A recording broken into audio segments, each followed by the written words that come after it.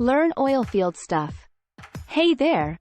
Welcome back to Learn Oilfield Stuff, the ultimate channel for all things related to the oil and gas industry. Our expert team is dedicated to bringing you informative articles in a fun and engaging way. So, if you're ready to take your knowledge of the oil field to the next level, hit that like button, share this video with your friends, and don't forget to subscribe to our channel. In this episode, we will learn what drilling is, how it works, and what equipment is used to create a wellbore. Are you ready? Let's get started. So what exactly is drilling? Drilling is a process of making a hole in the ground to access the reservoirs that contain oil and gas. Drilling is not like digging a hole with a shovel or a spade. It requires specialized machinery and techniques to penetrate the hard rock formations that lie beneath the surface. Drilling is also not like poking a hole with a needle or a nail. It requires careful planning and design to ensure the hole is stable, safe, and productive. The most common method of drilling today is called rotary drilling. In rotary drilling, the drilling action comes from rotating a drill bit at the bottom of a long metal pipe called the drill string. The drill bit is like a giant metal tooth that grinds and crushes the rock as it spins. The drill string is like a flexible snake that can bend and twist as it goes deeper into the ground. The drill string is connected to a drilling rig on the surface, which provides the power and control for the drilling operation. But how do we get rid of the rock pieces that are broken by the drill bit? Well, that's where the drilling fluid comes in. Drilling fluid, also known as mud, is a mixture of water, clay, chemicals, and sometimes oil or gas. The mud is pumped down the drill string through small holes in the drill bit and out into the wellbore.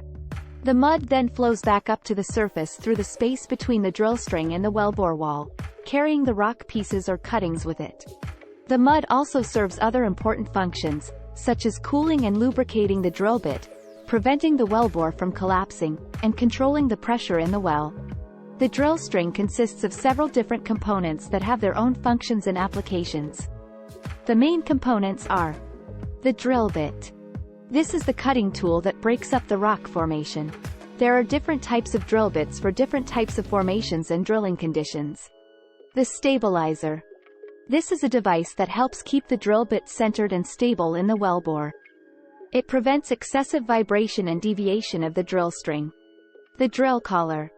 This is a thick-walled pipe that provides weight and stiffness to the drill string. It helps apply pressure on the drill bit and transmit torque from the rig to the bit. The heavyweight drill pipe. This is a pipe that connects the drill collar to the regular drill pipe. It provides additional weight and strength to the drill string. The regular drill pipe. This is a pipe that makes up most of the length of the drill string. It allows fluid circulation and rotation transmission between the rig and the bit. The Kelly. This is a short pipe with a square or hexagonal shape that connects the top of the drill string to a device called a rotary table on the rig floor. The rotary table rotates the Kelly and thus rotates the entire drill string. These components together form what is called the bottom hole assembly or BHA. The BHA is basically everything below the Kelly that goes into the hole. Now that we have drilled a hole to a certain depth, what do we do next? Well, we need to secure the hole with casing and cementing. Casing is a strong steel pipe that lines the wellbore wall and isolates the formations from each other. Casing provides structure and support to the wellbore and prevents fluids from leaking or mixing. Cementing is a process of pumping cement slurry behind the casing and filling the gap between the casing and the wellbore wall. Cementing helps bond the casing to the formation and seals off any potential pathways for fluid flow. We don't just run one casing string in one go. We run multiple casing strings in stages as we drill deeper and deeper. Each casing string must fit inside the previous casing string, so we start with a larger diameter at the top and end with a smaller diameter at the bottom. For example, in this diagram, we have 6 casing strings already set. The conductor. This is the first casing string that is driven or jetted into the shallow soil layer. It prevents erosion of the loose soil around the wellhead. The surface casing. This is the second casing string that protects freshwater aquifers from contamination by oil or gas. It also provides structural support for the blowout preventer or BOP, which is a safety device that can seal off the well in case of an emergency. The intermediate casing. This is the third casing string that isolates various formations with different pressures or fluids. It also protects against abnormal pressures or lost circulation zones. We then drill another hole section with our BHA, pull out our BHA, and run our next casing string, which could be the production casing. This is usually the final casing string that reaches the target reservoir zone.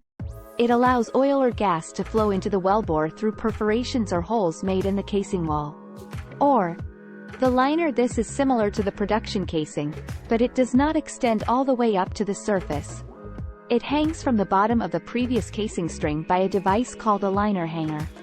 The size of each casing string depends on many factors, such as well design, formation characteristics, drilling objectives, and regulatory requirements. The size of each hole section also depends on these factors, as well as on the size of the available drill bits. The drill bit must be smaller than the inner diameter of the preceding casing string, and larger than the outer diameter of the final casing string. This process of drilling, casing, and cementing is repeated until we reach our final depth and complete our well. That's it for this episode. We have learned what drilling is, how rotary drilling works, and what equipment is used to create a well bore. We hope you enjoyed this video and learned something new. If you did, please give it a thumbs up and subscribe to our channel for more videos like this. In our next episode, we will learn more about drilling rigs and their components. Questions? Do you have any questions about drilling? Leave them in the comments section below and we will try to answer them. Until then, stay curious and keep drilling.